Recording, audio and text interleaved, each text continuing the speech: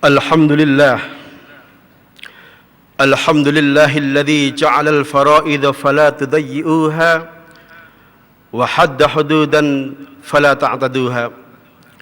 Asyhadu an la ilaha illallah wa asyhadu anna Muhammadan abduhu wa rasuluh. Allahumma salli ala sayyidina Muhammad wa ala alihi wa sahbihi ajma'in. Amma ba'd, faya ayyuhal hadirun ittaqullah usikum wa iyaya bittaqwallah wa ta'atih la'allakum tuflihun. Qala Allah ta'ala fi kitabihil karim, a'udzu billahi minasy syaithanir rajim, bismillahirrahmanirrahim. Fawailul lil musallin alladzina hum an salatihim sahun alladzina hum yura'una wa yamna'unal ma'un. Wa qala Rasulullah sallallahu alaihi wasallam, awwalu ma yuhasabu bihil abdu yaumal qiyamah as-shalah.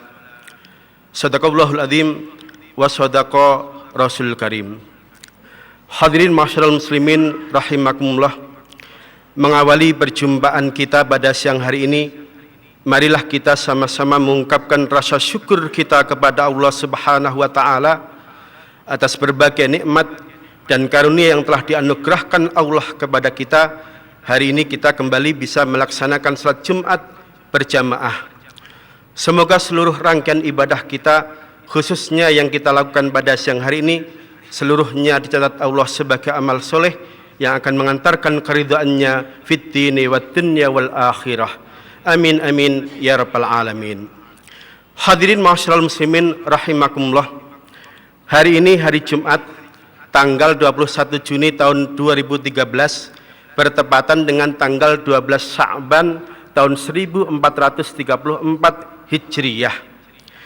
Kita baru saja meninggalkan bulan Rajab, salah satu dari bulan suci dalam sistem kalender Islam, di mana di bulan Rajab itu Rasulullah Muhammad beserta umat Islam mendapatkan mandat sholat 5 waktu dalam sehari semalam.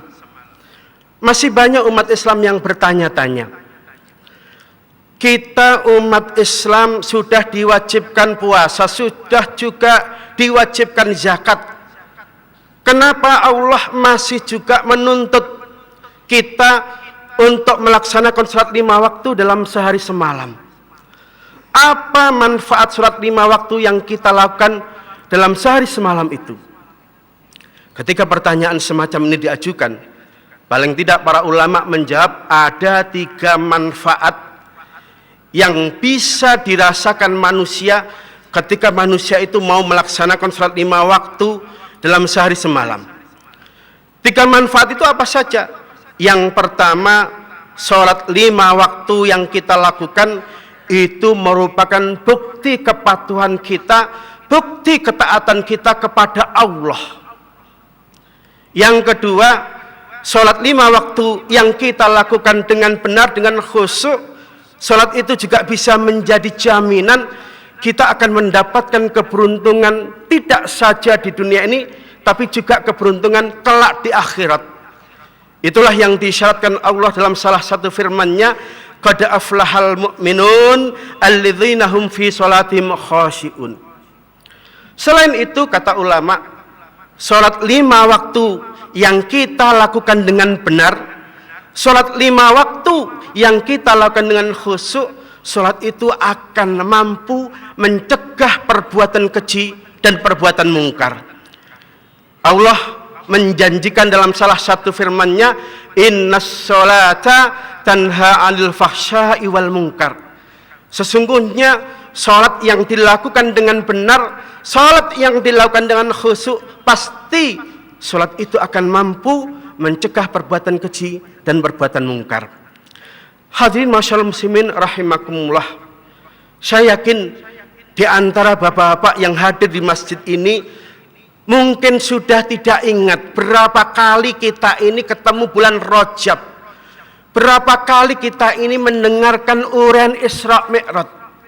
Bahkan kita sebagai salah satu warga yang tinggal di Indonesia mestinya bangga Karena Allah telah mentakdirkan kita tinggal di sebuah negeri yang bernama Indonesia, muslimnya terbanyak di dunia, bahkan masjidnya diklaim juga paling banyak di dunia. Tapi justru yang menjadikan kita bertanya-tanya, meskipun tiap tahun kita ketemu bulan Rajab, tiap tahun kita mendengarkan uraian Isra Mi'raj, umat Islam di Indonesia, apakah itu pejabat, apakah itu pengusaha, apakah itu warga biasa, mereka semuanya ngaku telah melakukan sholat 5 waktu secara rutin. Tetapi pertanyaannya kemudian, mengapa di sebuah negeri di mana setiap peringatan Isra Mi'raj hari kerja diliburkan, warganya mayoritas Islam, masjidnya terbanyak di dunia, pada saat yang sama yang namanya kemungkaran, yang namanya kejahatan, yang namanya kekejian, semuanya angkanya sejajar dengan jumlah umat Islam yang ada di Indonesia. Kita prihatin, katanya masjidnya terbanyak di dunia, katanya tiap tahun mendengarkan uraian Isra Mi'raj, katanya sholat 5 waktu sudah rutin dilakukan. Tapi mengapa di negeri ini angka korupsi ratingnya paling tinggi di dunia?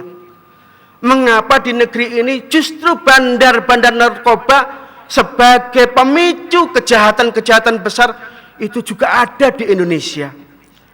Bukankah Allah telah menjanjikan kalau ada orang ngaku Islam, dia juga sudah melakukan sholat rutin 5 waktu, sholat itu akan mencegah perbuatan keji dan perbuatan mungkar.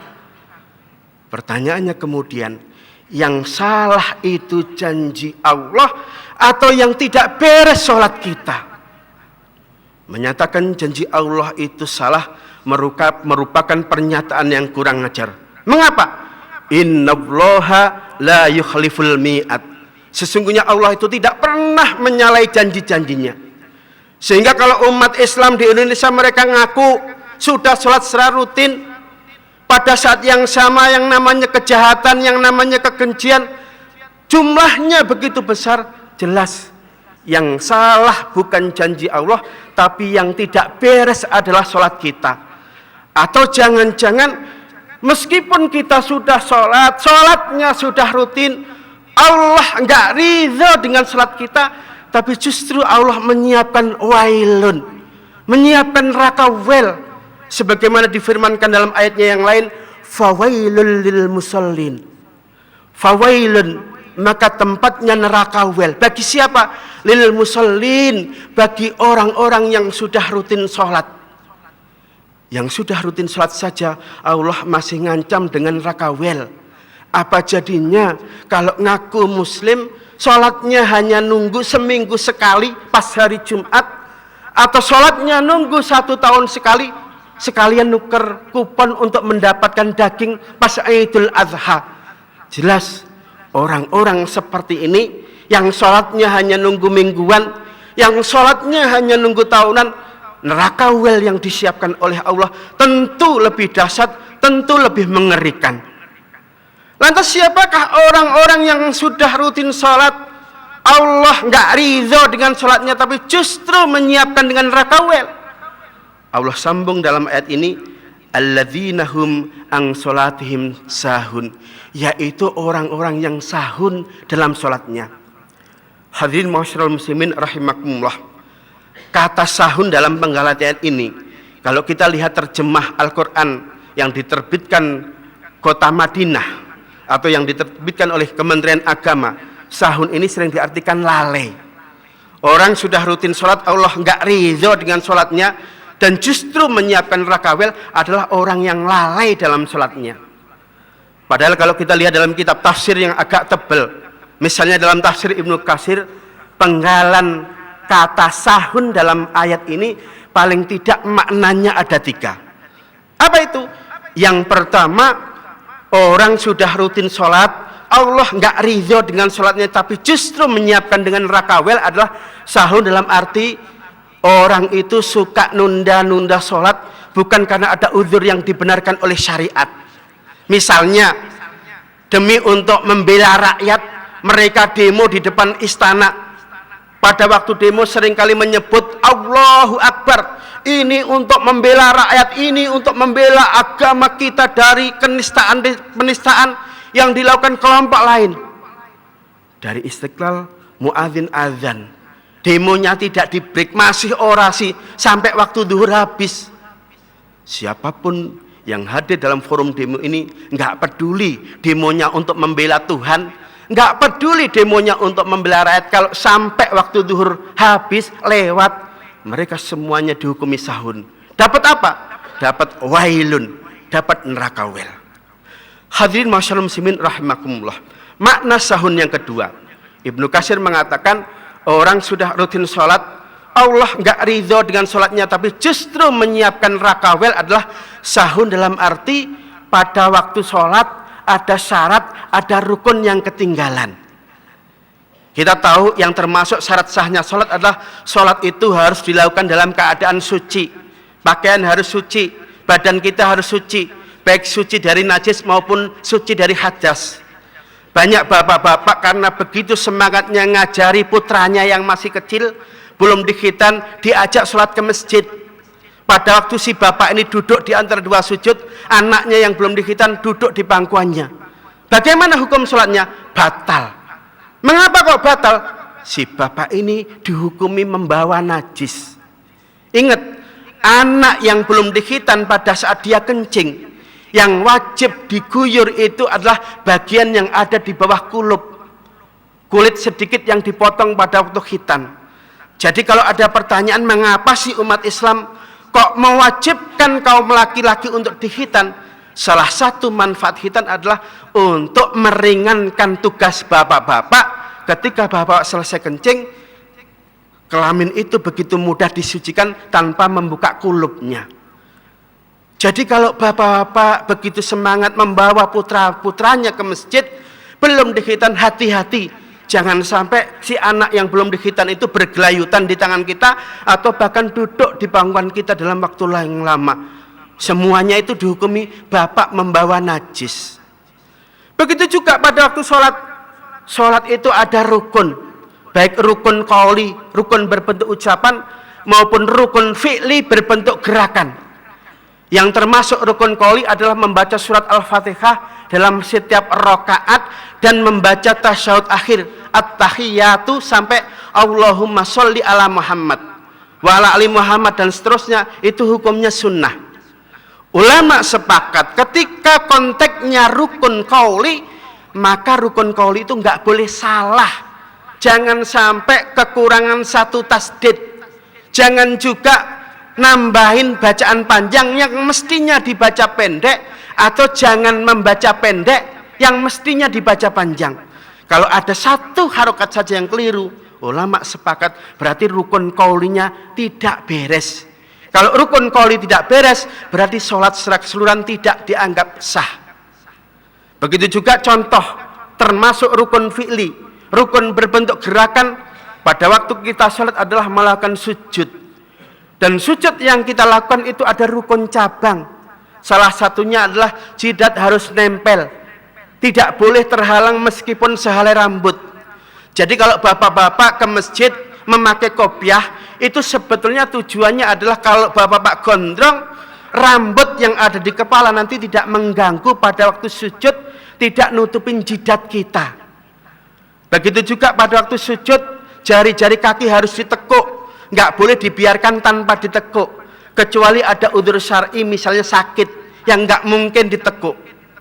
Ada sebuah pertanyaan, apa bedanya rambut yang menutupi jidat dengan sajadah yang kita pakai?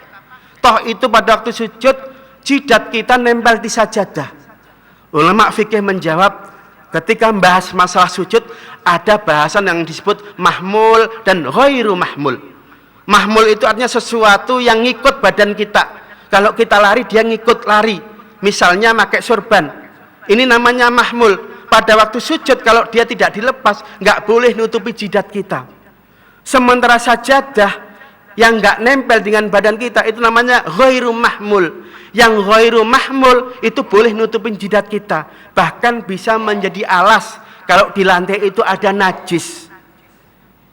Jadi yang namanya rukun fi'li, yang namanya rukun qouli, ini nggak boleh ada yang ketinggalan pada waktu kita sholat.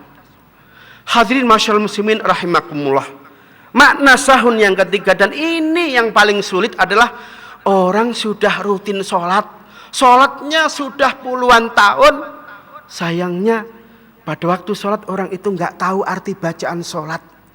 Karena nggak tahu artinya, nggak paham artinya, pada waktu sholat orang itu nggak bisa konsentrasi, nggak bisa menyatukan hatinya mi'raj menghadap Allah. Lebih banyak ingat urusan duniawi, ingat mobilnya, ingat pintu yang belum dikunci, ingat HP yang ketinggalan dan sebagainya. Bahkan para ulama sepakat, salah satunya Imam Nawawi dari Banten mengatakan, sebetulnya seberapa jauh Allah ridho dengan sholat kita atau tidak, itu ukurannya lebih banyak ditentukan seberapa mampu kita memahami arti bacaan sholat, dan seberapa mampu kita menyatukan pikiran dan hati kita dengan Allah pada waktu kita sholat. Hadirin masyaallah muslimin rahimakumullah, bulan Rajab memang baru saja meninggalkan kita, tetapi kita harus optimis dan memohon kepada Allah semoga diberikan nikmat sehat, diberikan umur panjang sehingga ketemu bulan Rajab yang akan datang. Tetapi paling tidak sebagai umat Islam yang tiap tahun diingatkan dengan datangnya bulan Rajab itu mestinya bisa menjadi bahan introspeksi agar kita mau meningkatkan kuantitas dan kualitas sholat kita. Kalau selama ini kita terlalu pelit kepada Allah, sholat yang dilakukan hanya yang 5 waktu, nggak pernah qobliyah, nggak pernah ba'diyah, nggak pernah melakukan sholat duha, nggak pernah melakukan tahajud, sholat raweh juga hanya 10 malam pertama, setelah itu kapok nggak ke masjid. Mulai saat ini seperti itu harus dirubah. Kita harus memperbanyak sholat sunnah. Mengapa diperbanyak? Ulama menjawab sholat sunnah itu manfaatnya adalah untuk nutup kekurangan yang mungkin saja sholat 5 waktu yang kita lakukan masih dianggap bolong-bolong, masih dianggap kurang sempurna di hadapan Allah. Yang kedua, secara kualitas kita juga harus melihat, kalau selama ini kita sholat belum banyak tahu arti bacaan sholat, mulai nanti sore, mulai nanti malam coba kita belajar memahami arti bacaan sholat. Kalau perlu datangkan guru khusus untuk ngajari kita sholat, ngajari menerjemahkan arti bacaan sholat, ngajari bagaimana praktek sholat yang benar, rukuk yang benar itu kayak apa, sujud yang benar itu kayak apa, kita datangkan itu. Yang terakhir, bulan Rajab juga mestinya menyadarkan kita agar kita punya semangat untuk kembali ke masjid. Banyak tamir-tamir yang ngeluh masjidnya sepi, masjidnya jarang yang jamaah, masjid dibangun begitu besar, begitu megah, tetapi ternyata safnya nggak nyampe separuh. Semoga Allah memberikan kekuatan lahir dan batin kepada kita sehingga sholat yang 5 waktu yang kita lakukan bisa kita lakukan dengan khusyuk dan dengan benar. Demikianlah khutbah kali ini. Barakallahu li wa lakum fil Qur'anil Karim wa nafa'ani wa iyyakum bima fihi minal ayati waddzikril hakim wa taqabbala minni wa minkum tilawatahu innahu was-sami'ul alim.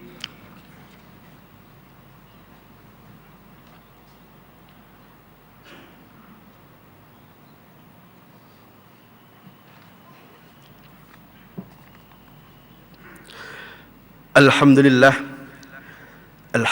hamdan katsiran kama amar.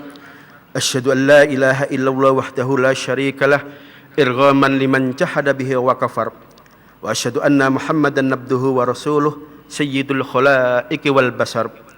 Ayyuhan nas ittaqullah waf'alul khairat watsanibus sayyiat. Innallaha malaikatahu yusholluna 'alan nabi. Ya ayyuhalladzina amanu sallu alaihi wa sallimu taslima. Allahumma salli wa sallim wa barik ala sayyidina Muhammad wa ala alihi wa sahbihi ajma'in warḍa 'anna mahum birahmatika ya arhamar rahimin. Allahumma ighfir lil mu'minina wal mu'minat wal muslimina wal muslimat al ahya'i minhum wal amwat innaka qaribum mujibud da'wat. Rabbana ighfir lana wal ikhwanina alladhina sabaquna bil iman wa la taj'al fi qulubina ghillan lil ladzina amanu Rabbana innaka ra'ufur rahim. Subhana rabbika rabbil izzati amma yasifun wa salamun alal mursalin walhamdulillahi rabbil alamin. Ibadallah, innallaha ya'muru bil adli wal ihsan wa ita'i dzil qurba wa yanha 'anil fahsya'i wal munkari wal baghi ya'idzukum la'allakum tadhakkarun. Udhkurullaha 'azima yadhkurkum was'aluhu min fadlihi ya'tikum wa la dzikrullahi akbar. Aqimus shalah.